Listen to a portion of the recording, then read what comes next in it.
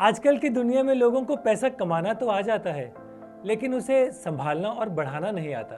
और इसका कारण है कि बचपन में हमें स्कूली शिक्षा तो दी जाती है, पर उस शिक्षा से हम जो जॉब में या बिजनेस में कमाते हैं, उसे संभालना कैसे है, इन्वेस्ट कैसे करना है, ये नहीं बताते। तो आज के वीडियो में बच्चों के उम्र अनुसार मैं आपको कुछ टिप्स और आइडियाज़ देने वाला हूँ, जिससे बच्चों में पैसों को लेकर एक जिम्मेदार नज़रिया बने और उनकी फाइनेंशियल लर्निंग भी बढ़े।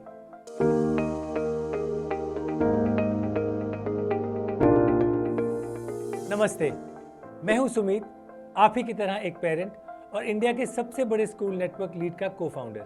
आज के टॉपिक पर जाने से पहले मैं कुछ गलत धारणाओं को मिटाना चाहता हूं। पहली बात, बच्चों से पैसे के बारे में बात करना कोई गलत चीज़ नहीं है, बल्कि हम जितनी जल्दी उन्हें खर्च और बचत के बारे में समझाएंगे, उतनी ही जल्दी वो इसे अपनी लाइफ में इस्तेमाल करने लगेंगे। और दूसरी बात, पैसे बचाने को कंजूसी या छोटा दिल होने से कंफ्यूज मत कीजिए। ये सीख देने का मेन गोल है बच्चे पैसे की कदर करें और बेफिजूल खर्चों से दूर रहें। बच्चों में इस फाइनेंशियल लर्निंग को बढ़ावा देना मानो एक रोड ट्रिप पर जाने जैसा है, और इस रोड ट्रिप के ड्राइवर, गाइड और हमसफर हम पेरेंट्स ही हैं। हर उम्र के हिसाब से बच्चों में इस फाइनेंशियल लर्निंग को बढ़ाने के अलग अलग तरीके होते हैं, तो इसीलिए मैंने इस वीडियो को 3 चैप्टर्स में डिवाइड किया है। अपने बच्चे के उम्र के हिसाब से आप उस चैप्टर को क्लिक कर सकते हैं। चैप्टर्स के टाइम स्टैम्प्स वीडियो के डिस्क्रिप्शन में भी दिए हुए हैं। तो चलिए शुरू करते हैं फाइनेंशियल लर्निंग का ये मज़ेदार रोड ट्रिप। 5 से 8 साल की उम्र में बच्चों को मनी और फाइनेंस का कोई आइडिया नहीं होता, लेकिन खेल खेल में वो इससे फेमिलियर हो सकते हैं और इसके बारे में सीख भी सकते हैं। इसलिए हमें उन्हें इन चीज़ों से इंट्रोड्यूस करना शुरू कर देना चाहिए। ये करने के लिए मेरे पास 3 आइडियाज़ हैं। पहला, बच्चों को उनका खुद का एक पिगी बैंक या गुल्लक दे दें। उन्हें ये पिगी बैंक अपने मनचाहे तरीके से डेकोरेट करने दें। अब हर बार जब वो कोई काम ठीक तरीके से करें, तो उन्हें एक 2 रुपये का कॉइन दें, जिसे वो उस गुल्लक में डालते जाएंगे। महीने के अंत में उनसे पिगी बैंक खुलवाएं, ताकि वो देख सकें कि उन्होंने कितने कॉइन्स जोड़े हैं। इससे बच्चे 2 चीज़ें सीखेंगे। एक तो ये कि छोटी छोटी बचत जमा होकर कितनी बड़ी हो जाती है, और दूसरी बात कि पैसे ऐसे ही नहीं आ जाते, उसके लिए दिए गए काम को मेहनत से करना पड़ता है। दूसरा, बच्चों को अलग अलग नोट्स और कॉइन दीजिए और उन्हें इनको सॉर्ट करने को कहिए। फिर उनसे ये नोट इस्तेमाल कर अलग अलग अमाउंट के पैसे जोड़ने को कहें। इससे बच्चों को पता चलेगा कि किस नोट की वैल्यू क्या है, और साथ साथ उनका पैसा हैंडल करने का कॉन्फिडेंस भी बढ़ेगा। और तीसरा, उनके साथ एक शॉपिंग लिस्ट चैलेंज कीजिए। जब आप सब्जियां या घर का सामान लेने जाते हैं, तो उन्हें कुछ पैसे और कुछ चीज़ों की एक लिस्ट दे दीजिए। उन्हें इन चीज़ों को खुद से सेलेक्ट करने दें।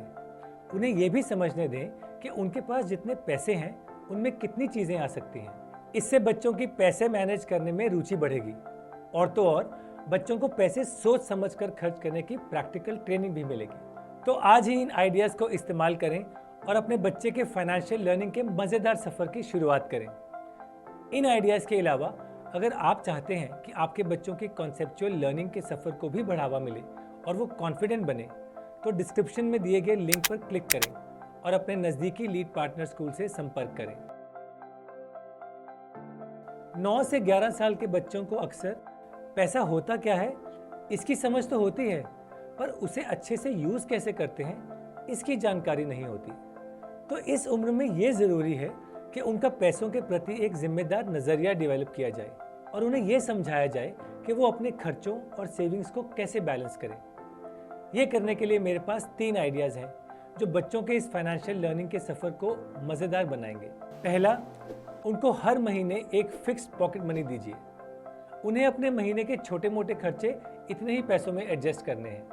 अब इसे इंटरेस्टिंग बनाने के लिए जब वो कोई काम या टास्क सही तरीके से करते हैं, तो उन्हें थोड़े एक्स्ट्रा पैसे दे दीजिए, एक रिवॉर्ड के तौर पर। और इसके विपरीत, अगर कोई काम या जिम्मेदारी वो ठीक से नहीं करें, जैसे कि रूम की लाइट्स ऑन छोड़ना या अपना रूम या बेड बिखरा हुआ रखना, तो उनके पॉकेट मनी से कुछ पैसे काट दीजिए। इससे उन्हें पैसे कमाने और जिम्मेदारी निभाने के रिश्ते का सीधा प्रमाण मिल जाएगा। अब जो पैसे बच्चों ने जोड़े हैं, उन्हें सेव, गिव और स्पेंड, इन 3 हिस्सों में डिवाइड करवा दीजिए। ये ज़रूरी है कि बच्चे समझें कि इससे पहले कि वो अपने पैसे को खर्चें, उन्हें कुछ सेविंग्स में डालना है और कुछ चैरिटी में देना है।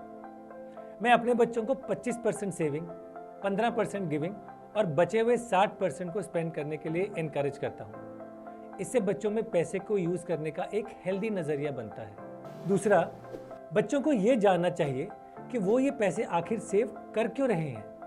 इसके लिए उन्हें एक गोल दे दीजिए। अपने बचाए हुए पैसे से वो अपनी मनचाही चीज़ खरीद सकते हैं, जैसे उनका फेवरेट टॉय या कोई बुक। इस गोल को ट्रैक करने के लिए एक सिंपल सा विजन बोर्ड बना दीजिए, जिससे बच्चों को पता चलता रहे कि वो अपने लक्ष्य से कितना दूर हैं। ये करने से उनकी बचत करने की मोटिवेशन बढ़ेगी और वो अपने पैसे को ज़्यादा जिम्मेदारी से बचाएंगे। साइकोलॉजी में एक बहुत ही इंटरेस्टिंग कॉन्सेप्ट है जिसे हम डिलेड ग्रेटिफिकेशन कहते हैं। हिंदी में हम इसे सब्र का फल मीठा होता है के नाम से जानते हैं। इसका मतलब है कि अगर बच्चे थोड़ा थोड़ा सेव करें तो वो बहुत बड़ा अमाउंट जमा कर सकते हैं और उससे कोई बड़ी चीज़ खरीद सकते हैं। आखिरी तरकीब है, बच्चों में एक एंटरप्रेन्योर जैसा माइंडसेट डेवलप करें। ये करने के लिए उन्हें कोई भी छोटा सा बिजनेस शुरू करने को कहें। ये कुछ भी हो सकता है, जैसे कि बिल्डिंग में नींबू पानी का स्टॉल लगाना, बेबी सिटिंग करना या पड़ोसियों के पेट्स को संभालना। ये करने से उन्हें पैसे कमाने का और फिर उसे बचाकर रखने का प्रोसेस बड़ी आसानी से समझ आ जाता है। इस एक्टिविटी से वो बिजनेस चलाने के बेसिक्स तो सीख ही लेंगे, पर उसके साथ साथ पैसे कमाने में कितनी मेहनत लगती है इसका भी उन्हें एहसास होगा। तो इन कुछ सिंपल तरीकों से आप अपने बच्चों की फाइनेंशियल लर्निंग को बढ़ावा दे सकते हैं। इन आइडियाज़ के अलावा अगर आप चाहते हैं कि आपके बच्चों के कॉन्सेप्चुअल लर्निंग के सफ़र को भी बढ़ावा मिले और वो कॉन्फिडेंट बने, तो डिस्क्रिप्शन में दिए गए लिंक पर क्लिक करें और अपने नज़दीकी लीड पार्टनर स्कूल से संपर्क करें। 11 से 14 साल की उम्र तक बच्चों को काफ़ी स्पष्ट रूप से ये पता होना चाहिए कि पैसा कैसे कमाया जाता है और उसे बचाने का क्या महत्व है। यहाँ से उनकी फाइनेंशियल लर्निंग को बढ़ावा देने के लिए उनका ये जानना ज़रूरी है कि इस पैसे को बाहरी दुनिया में कैसे हैंडल किया जाता है। और इसे करने के लिए मैं आपके साथ 4 आइडियाज शेयर करने वाला हूँ। पहला, बच्चों को इस उम्र में इंटर्नशिप्स लेने को प्रोत्साहित करें। ये इंटर्नशिप्स बच्चे अपनी छुट्टियों में या वीकेंड पर कर सकते हैं। आजकल तो कंपनीज ऑनलाइन इंटर्नशिप्स भी एक्सेप्ट करती हैं, जिससे बच्चे को घर बैठे बैठे रियल लाइफ एक्सपीरियंस प्राप्त हो सकता है।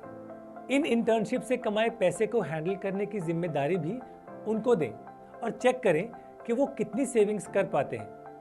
अगर उन्हें मुश्किल हो रही हो तो उन्हें इस पैसे को सेव, गिव और स्पेंड इन 3 हिस्सों में डिवाइड करवाएं और जब इंटर्नशिप खत्म होगी वो खुद ब खुद सेविंग्स की पावर को समझ लेंगे। 11 से 14 सही उम्र है बच्चों का बैंक अकाउंट खुलवाने की, तो उन्हें अपने साथ बैंक ले जाएं और उनका पर्सनल सेविंग अकाउंट खुलवाएं।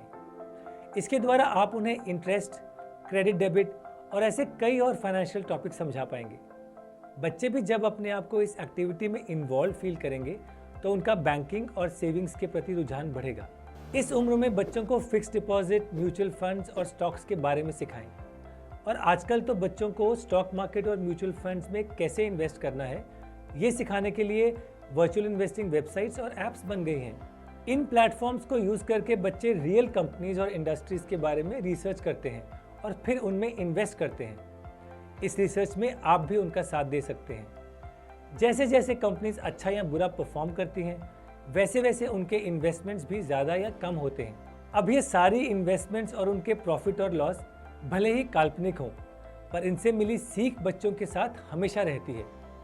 कितना रिस्क लेना उचित है और इस रिस्क को लेकर कितना रिवॉर्ड मिलता है, ये इक्वेशन बच्चों को समझ में आती है और आगे चलकर यही नॉलेज वो रियल लाइफ में अप्लाई करना सीख जाते हैं। हम अक्सर बच्चों से घर के खर्चों को डिस्कस करने में संकोच करते हैं, पर इस उम्र में अगर आप बच्चों को फैमिली के फाइनेंशियल डिस्कशंस में इन्वॉल्व करें तो उन्हें पैसे क्यों सेव करने चाहिए इसकी समझ क्लियर हो जाती है।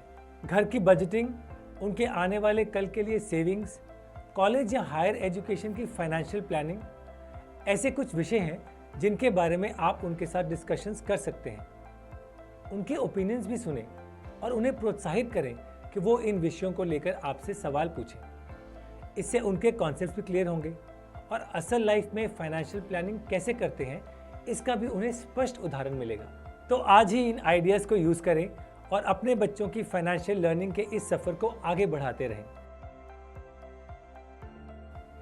इन आइडियाज़ के अलावा अगर आप चाहते हैं कि आपके बच्चों के कॉन्सेप्चुअल लर्निंग के सफ़र को भी बढ़ावा मिले और वो कॉन्फिडेंट बने, तो डिस्क्रिप्शन में दिए गए लिंक पर क्लिक करें और अपने नज़दीकी लीड पार्टनर स्कूल से संपर्क करें। आखिर में बस इतना कहूँगा कि फाइनेंशियल लर्निंग एक प्रोसेस है। ये एक दो दिन में सीखी नहीं जा सकती, इसे हमें अपने जीवन का हिस्सा बनाना पड़ता है। और अगर इस हिस्से से जुड़ी ट्रेनिंग और सीख बचपन से ही हमें दे दी गई हो तो आगे चल के ये हिस्सा हमारे पूरे जीवन को आसान बना देता है। आज के लिए इतना ही। आशा करता हूँ इस वीडियो में आपको वो टिप्स और आइडियाज़ मिले होंगे जिनसे आप अपने बच्चों की फाइनेंशियल लर्निंग को बढ़ावा दे सकें। अगर हाँ, तो वीडियो को लाइक और शेयर ज़रूर करें और ऐसे कई और पेरेंटिंग से रिलेटेड टॉपिक्स के बारे में जानने के लिए चैनल को सब्सक्राइब ज़रूर करें। मैं हूँ सुमित और मैं मिलूँगा आपसे अगले संडे। तब तक के लिए हैप्पी पेरेंटिंग।